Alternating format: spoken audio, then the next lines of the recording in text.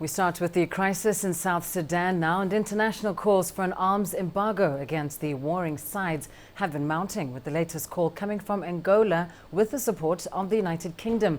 More than 10,000 civilians have died in the South Sudanese conflict, as CCTV's Richard Bestic reports from London. The warring factions in South Sudan are killing, abducting and displacing civilians in vast numbers, according to the United Nations Security Council. When visiting a camp for displaced children in South Sudan last week, United Nations Secretary-General Ban Ki-moon described the conflict as a nightmare of killings, rape and other human rights violations.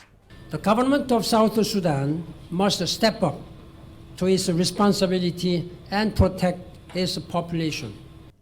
Oil-producing South Sudan split from Greater Sudan in 2011. Just 3 years later, the country descended into bitter civil war in a dispute between President Salva Kiir and his sacked deputy Riek Machar.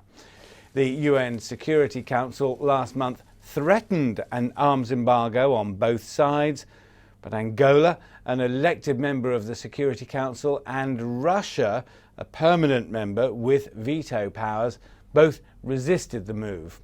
Now Angola has relented, and with the backing of the UK government is formally proposing a UN arms embargo. The UK says half the population of South Sudan needs urgent help in a humanitarian crisis that's worsening despite a peace agreement that has, to all intents and purposes, failed. So far, there's no word of any change in the position of Russia, which would be critical to the success of a UN embargo.